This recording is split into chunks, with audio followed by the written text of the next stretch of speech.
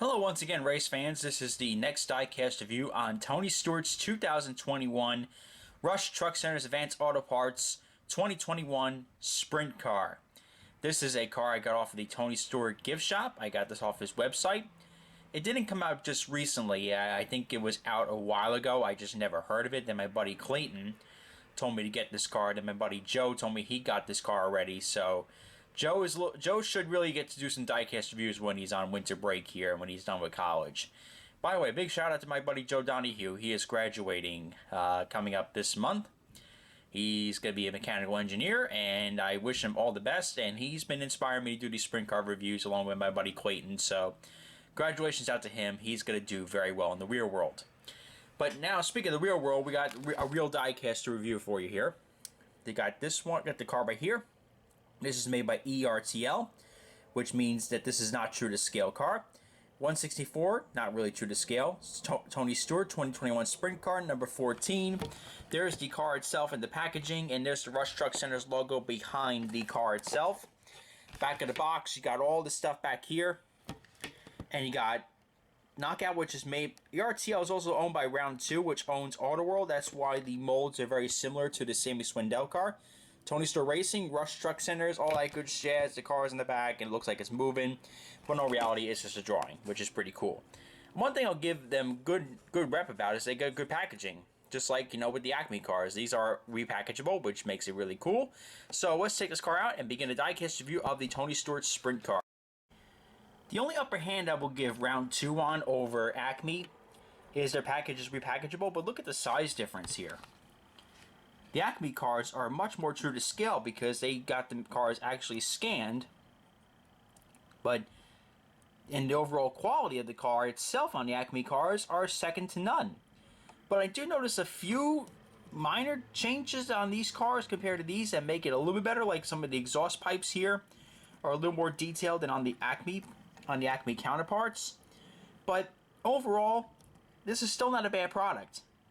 If you're really desperate for a Tony Stewart car, then might as well get it. But they're also making the ACME version of this car, believe it or not, in 1/64 scale. So it'd be a really fun comparison to compare and contrast the two of them. I really would say if you're watching this video right now and you are thinking about on the fence against this Tony Stewart car, you might as well wait till the ACME version comes out and get a real like true to scale, high quality diecast for just about the same, if not a cheaper price. But, if you really are in a rush for a holiday gift for somebody, this might be the review for you. Overall, still, it is not a bad product. It is not terrible. I will give them the benefit of the doubt. These products are not terrible. But, the one thing I'll manage to do is that these come off, but I don't want to test my luck here opening these rear wings here. These are top wings here because I don't want to break anything. But these wings do come off. These are they do become wingless sprint cars, which they're the top advantage of these cars. But still, you can't beat the price of these nice, true to scale, and highly detailed cars. These are amazing here. But you know what? This is still not terrible, and I will still give them a pretty decent rep, even though the mold is wrong. Because look at the size difference of the wings here. Look at how high up the wing is compared to this car. This is more real here. This is a lot more fake, per se. You can definitely see the difference in the two wings, that this is much higher up than this one. So it is definitely not real not a real scanned sprint car. But it's not, I think you really pretty much agree with me. It is not a terrible job. This is not horrible by any stretch of definition. So here, ladies and gentlemen, I gotta cut the video real quick because I accidentally ran myself out of space. So let's do this real quickly.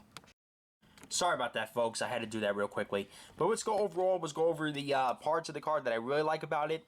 What I also like about this car, like I said earlier, the wings do come off of these cars, but they're really just not true to scale like the ACME cars are. I got to repeat that once again. There are groove tires on these cars.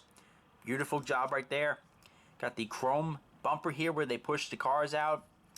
This car ran in the All-Star Circuit of Champions, so you definitely have seen this car on track before. But Tony Stewart really wasn't the one driving the car most of the time. It was mostly his co-driver, or the driver who he hired. I forget his name. Somebody's going to put it in the comments below, but it's not Tony Stewart driving the car. I saw it at Port Royal. I have pictures of it. It is not Stewart driving the car. Stewart did not do a lot of driving this year, unfortunately. Digital Ally, got TSR, Ford, Stewart, Ford and Rush Truck Centers on the top wing. There's no inner sponsors on the wing here. Oh, there actually are. Excuse me. Let's go over here. Rush Truck Centers, got Mobile One. And some other sponsors I can't read there. Never mind about that. Let's see here. We got Rush Truck Centers, got Sage, 14, Hoosier, MSD, Cosmetic, and Lincoln Welders. Advanced Auto Parts. And you got the 14 on the fuel tank there.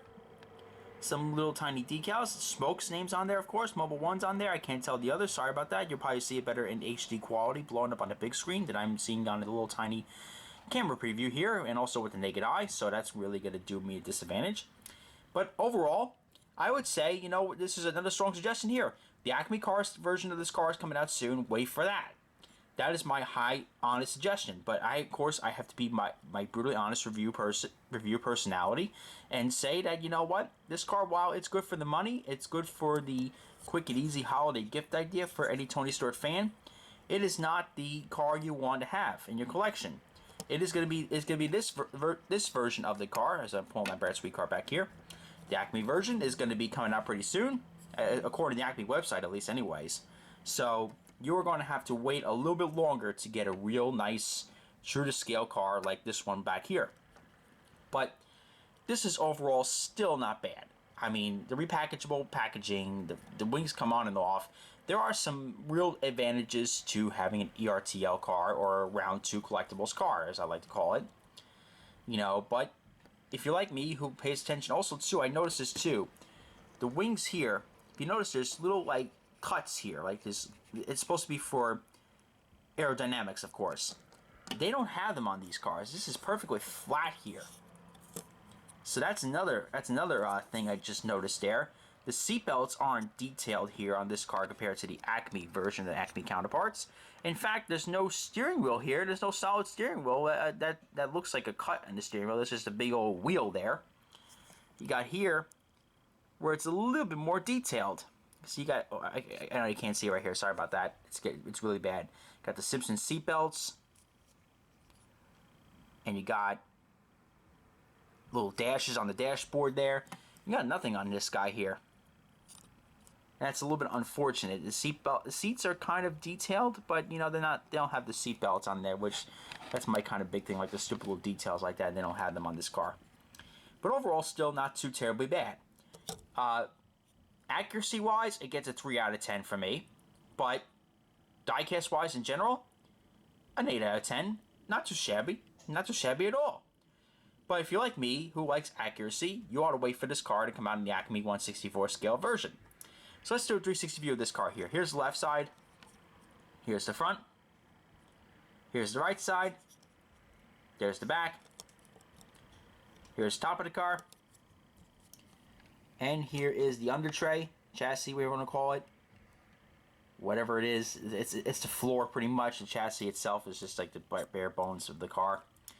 But anyways, comment, like, and subscribe. This is Race Day 12. I'm reminding you to join the fight to stop bullying. It does get better. Diecast Kid is always happy to see you.